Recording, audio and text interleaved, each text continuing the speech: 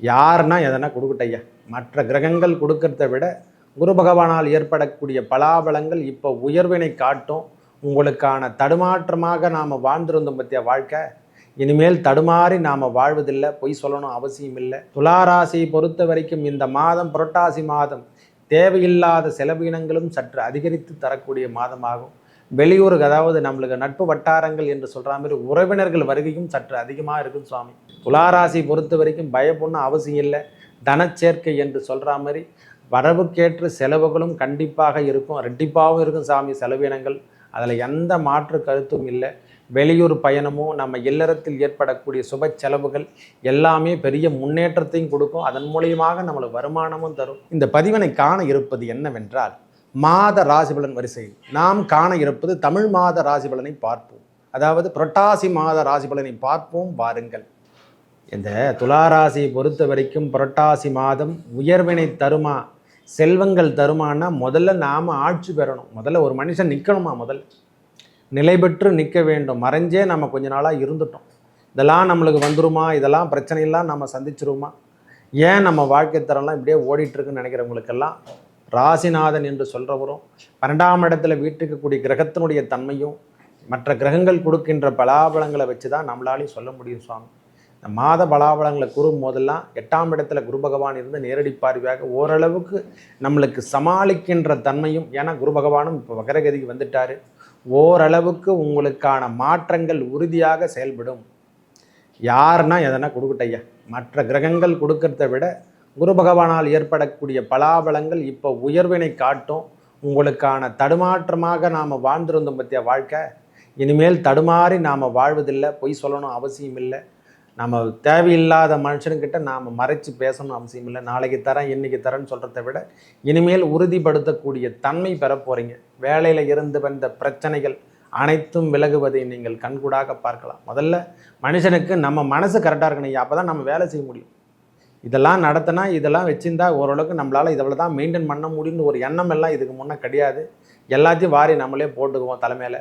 குடும்ப பிரச்சனையாகட்டும், தொழிலாகட்டும், எதுவாக இருந்தாலும் நம்மக்கிட்டே சோல் மேலே இருக்கும் இல்லை, அதெல்லாம் விட்டுடுவீங்க. இப்போது இதெல்லாம் தூக்கிப்பட்டு நம்மளால் இவ்வளோ செய்ய முடியும், இதை நாம் கரெக்ட் பண்ணிக்கலாம். இதனால் நாம் வாழ்க்கை தரத்தை உயர்த்தி நாம் போகலாம். சுப செலவுகள், உடல் உழைவில் ஏற்பட்டு வந்த பிரச்சனைகள் எல்லாத்தையும் தீர்க்க போதுங்க இந்த வாட்டி.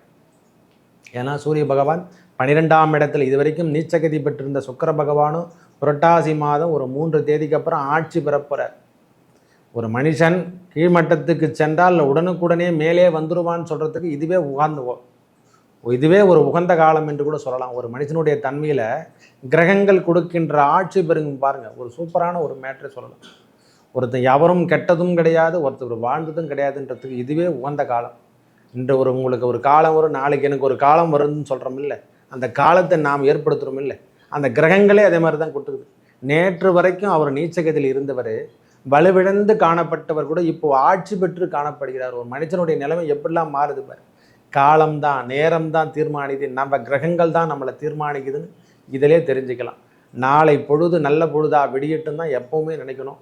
உங்களை பொறுத்த வரைக்கும் இனிமேல் வருகின்ற காலங்கள் அனைத்தும் உன்னதமான காலம் என்று கூட சொல்லலாம். ஐயா, நம்ம வீட்டில் சரியான முறையில் ஆல்ட்ரேஷனோ எதுவும் பண்ணலை, நம்ம வீடு சார்ந்த விஷயத்தில் நாம் இனிமேல் கவனத்தை எடுத்துக்காமல் இருந்தால் அவையெல்லாம் சரியாகிவிடும். ஏன்னா புதன் பகவான் அந்த இடத்துல உச்சம் பெறுவதும், எந்த ஒரு கிரகத்தினுடைய தன்மையை அதிகப்படுத்தி உச்சம் பெறுதுன்னா அதனுடைய வலுவுத்தன்மை அந்த மாதம் முழுவதுமே காணப்படும். அதுவும் இல்லாமல் செவ்வாய் பகவான் நம்ம ராசிநாதனுக்கு 2ஆம் இடம் என்று சொல்லக்கூடிய 2ஆம் அதிபதி அவர் தான். நம்மளுக்கு 7ஆம் அதிபதி என்று சொல்கிறவரும் சுக்கிர பகவானும் ஆட்சி பெற்று 3 தேதிக்கு அப்புறம் ஆட்சி பெற்றாலே போதுமானது. எதையும் சந்திக்கின்ற தைரியம், தன்னம்பிக்கை ஒரு மனுஷங்கிட்ட வந்துடும். எல்லாமே நம்மக்கிட்ட வந்துடும் சாமி. இது வரைக்கும் நேற்று வரைக்கும் பயந்து இருந்த நான்லாம் கடனை சமாளிப்பேனா சமாளிக்க மாட்டேனா, அந்த தைரியம் தன்னம்பிக்கை எப்போ ஒரு மனுஷங்கிட்ட வருதோ அதிலிருந்து நீங்கள் விடுபட்டு வெளிவருவதை கண்கூடாக எதையும் சமாளிக்கலாம். எண்ணமே, ஒரு மனிதனுடைய எண்ணம் தான் நாம் அந்த செயலை செய்ய வைக்கிறதும் அவர் தான். இந்த நெகட்டிவ் திங்ஸை கொடுக்குறதும் அவர் தான், பாசிட்டிவ் கொடுக்குறதும் அவர் தான். இறைவன் தான், நவ கிரகங்கள் வேறில்லை, இறைவன் வேறில்லை. துளாராசியை பொறுத்த வரைக்கும் இந்த மாதம் புரட்டாசி மாதம் தேவையில்லாத செலவினங்களும் சற்று அதிகரித்து தரக்கூடிய மாதமாகும். வெளியூருக்கு, அதாவது நம்மளுக்கு நட்பு வட்டாரங்கள் என்று சொல்கிற மாதிரி உறவினர்கள் வருகையும் சற்று அதிகமாக இருக்கும் சுவாமி. இந்த மாதத்தில் உறவினர் செலவோ உறவினர் சார்ந்த விஷயத்திலையோ இந்த உறவினர் சார்ந்த விஷயங்களை நாம் கவனிக்கக்கூடிய காலமாகும். அதுக்கு செலவினங்கள் செய்யறதுக்கான காலமாகும். வெளியூர் செல்லக்கூடிய பயணங்கள், அதாவது ஆன்மீக பயணங்கள் என்று சொல்கிறாங்க. சூரிய பகவான் அந்த இடத்துல இருப்பதாலேயும் ஏழுமலையான் சன்னதிக்கோ அல்லது நாம் வணங்கக்கூடிய தெய்வமாக இருந்தாலும் குலதெய்வத்துக்கோ அந்த கோயில் அலம் சார்ந்த விஷயத்தில் ஈடுபடக்கூடிய காலமாகவும் இந்த காலம் இருக்கப்பெறும். மனுஷன் இறைவனிடத்தில் சென்றால்தான் குறைகளை நீக்க முடியும். நம்மக்கிட்ட சொல்லி மற்றவர்கிட்ட சொன்னால் முடிஞ்சால் அவங்க 10 ரூபா தான் தருவார். ஆனால் இறைவன் சன்னிதானத்துக்கோ நம்ம உள்ளத்தில் நாம் இறைவனை நல்ல ஆன்மீக பற்றோடு இறைவனை நாம் தரிசிக்கும் பொழுது உங்கள் உள்ளத்தில் ஏற்பட்டு வந்த பிரச்சனை விலகுவதை நீங்கள் கண்கூடாக பார்க்கலாம். ஐயா, நமச்சிவாயம் ஒன்று தான், நாராயணன் ஒன்று தான். நாம் தான் பிரிச்சுக்கிறோம். அந்த சூழ்நிலைக்கு ஏற்றால் போது தான் நாம் நாணத்தும் நாம் பார்த்தோம். மாதத்தில் கிடைக்கின்ற நம்மளுக்கு பிரசாதம் என்னென்ன கொடுக்குறானோ, நமக்கு உண்ணும் பொழுதெல்லாம் பசிக்கு நேரத்தில் எவர் உணவு கொடுக்குறாரோ அவர் தான் நம்மளுக்கு இறைவனே. நான் எதையுமே நான் மாற்று கருத்தே கிடையாது. எனக்கு உலகத்தில் நீங்கள் எத்தனை தெய்வம் கொடுத்தாலும் இறைவன் நம்மளை காப்பாற்றுவாரா? கடைசி வரைக்கும் நம் வாழ்வாதாரம் முடிகிற வரைக்கும் இறைவன் நம்மளை ஓரளவுக்கு வச்சுக்கின்னு காப்பாற்றி போனாவே போதுமானது. என்னுடைய கருத்தையாது. மற்ற கிரகங்கள், அதாவது பெரிய உயர்வான நிலைமைக்கு செல்வதை விட ஒரு நடுத்தர நிலைமையோடு நம்மளை பாகி வரைக்கும் கடைசியில் என்ன சொன்னால், கடலை தூக்கி போட்டு டக்குன்னு மேலேருந்து மொத்தமாக கீழே தள்ளி விடுறதை விட கடைசி வரைக்கும் நம்ம நிலைப்பாட்டில் எதுவும் மாறாமல் வச்சுருந்தாவே அது உன்னதமான வாழ்க்கை தான். ஒரு மனிதனுடைய எண்ணங்களும் செயல்களும் இனிமேல் தன்னம்பிக்கையும் தைரியம் அதிகமாக உருவாகக்கூடிய மாதம்னா அது புரட்டாசி மாதமே. துளாராசி பொறுத்த வரைக்கும் பயப்படணும் அவசியம் இல்லை. தனச்சேர்க்கை என்று சொல்கிற மாதிரி வரவுக்கேற்ற செலவுகளும் கண்டிப்பாக இருக்கும், ரெட்டிப்பாகவும் இருக்கும் சாமி செலவினங்கள். அதில் எந்த மாற்று கருத்தும் இல்லை. வெளியூர் பயணமோ நம்ம இல்லறத்தில் ஏற்படக்கூடிய சுப செலவுகள் எல்லாமே பெரிய முன்னேற்றத்தையும் கொடுக்கும். அதன் மூலியமாக நம்மளுக்கு வருமானமும் தரும். ஒரு மனுஷனுக்கு 12ஆம் இடம் என்று சொன்னால் அது விரயம் மட்டுமல்ல, அதிலையும் திடீர் அதிர்ஷ்டமும் கொடுத்துருக்கான். நம்ம செயல்பாடுகளை மாற்றி அமைக்கக்கூடிய காலமாகவும் கொடுத்துருக்கார் ஐயா. ஏன்னா அவரே தான் 9ஆம் அதிபதியும் கூட. புதன் பகவான் 9ஆம் அதிபதியும் கூட தான். ஏன்னா அவரை வச்சு சொல்லணும், சூரியனை வச்சு முக்கியமாக சொல்லணும். அதை 11ஆம் அதிபதி 12ஆம் இடத்துல செல்ல பொழுதெல்லாம் உங்களுக்கான அவர் வீட்டுக்கு 2ஆம் இடத்துக்கு செல்லும் பொழுதெல்லாம் செல்வங்கள் சேருவதை எவராலையும் தடுக்க முடியாதான். அவர் வீட்டுக்கு 2ஆம் இடத்துல செல்வங்கள் சேரும்போது 11ஆம் அதிபதி 12ஆம் இடத்துக்கு வரும்போதே அந்த செலவினங்களை அளவுக்கு நாம் சமாளிக்கிற அளவுக்கு திறமையை நம்மளுக்கு கொடுத்துருவார்.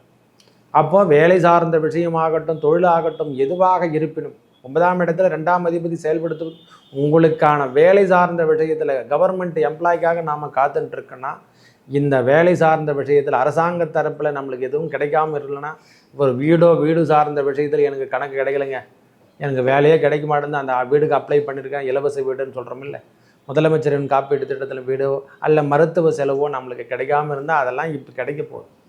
இந்த மாதம் உங்களுக்கான மாதம் என்று கூட சொல்லலாம் சுவாமி. துளாராசி பொறுத்த வரைக்கும் வீழ்ந்து போவதற்கான காலமே கிடையாது. இனிமேல் வாழ்வதற்கான காலம்தான் துளாராசிக்கு புரட்டாசி மாதம். அந்த நாராயணன் என்று சொல்கிற மாதிரி லக்ஷ்மி நாராயணனை வழிபட எனக்கு தெரிஞ்ச வரைக்கும் இறைவன் ஒருவரே பொருட்டு நம்மளுக்கு எவரையும் காப்பாற்றணும். அந்த இறைவன் நாமத்தை சொல்வது, அந்த ஏழுமலையான் சந்நிதிக்கு செல்வதோ, ரங்கநாத பெருமானை தரிசிப்பதோ, திருச்சிக்கு சென்று ரங்கநாதனும் ரங்கநாயகியும் அந்த ஆதிசேஷன் என்று சொல்கிற மாதிரி ராமானுஜருடைய தரிசிக்கும் பொழுதெல்லாம் உங்கள் வாழ்வில் ஏற்பட்ட துன்பங்கள் விலகுவதை கண்டிப்பாக பார்க்கலாம். இது யாரும் எதையும் உங்களுக்கு எதுவுமே பண்ண போகிறதில்லை. சந்நிதிக்கு செல்வதும் புனித நீராடுவதும் உங்களுக்கான வாழ்வில் ஏற்படக்கூடிய துன்பத்துக்கு இது உகந்த காலம் என்று கூட சொல்லுவேன். உங்கள் வாழ்வில் வெற்றி கிடைக்க போகுதுன்றீங்களா, இந்த மாதம் என்னென்ன கிடைக்கணுமோ எல்லாத்தையுமே கொடுக்க போகிறான் சுவாமி. உன்னதமான காலம் என்று கூட சொல்லுவேன். எதையும் அரசாங்க தரப்பில் வேலையாகட்டும், வேலை சார்ந்த விஷயங்களாகட்டும், ஐயா கிடைக்கல எனக்கு அப்படியே நிற்குது ஐயா, எல்லாமே ஒரு பட்டாசு வாங்கத்தோ இருந்தாலும் ஆதார் கார்டு ஆகட்டும், ஒரு நிறைய சர்டிஃபிகேட்டுக்காக எதிர்பார்த்துட்டு திரும்ப கிடைக்கலன்னா அதெல்லாம் இந்த மாதம் கிடைக்க ஐயா. வேலை சார்ந்த விஷயத்தில் ஆகட்டும், பொதுத்துறை நிறுவனத்தில் ஒர்க் பண்ணுறவங்களாகட்டும், அரசாங்க தரப்பு உத்தியோகத்தில் செய்கிறவங்களுக்கு எல்லாருக்கும் இது உகந்த மாதம் என்று கூட சொல்லுவேன். ஒரு அமைப்பில் நீங்கள் பெரிய லெவலில் வர்றதுக்கான அமைப்பு என்று கூட சொல்லக்கூடிய காலமாகும் இந்த காலம் இருக்கப்பெறும். மேலும் நல்லதெல்லாம் நடக்க அந்த முருகப்பெருமானையும் அந்த ஏழுமலையானும் தரிசிக்க உங்கள் வாழ்வில் ஏற்பட்ட துன்பங்கள் விலகி நல்லதே நடக்கும். நன்றி, வணக்கம்.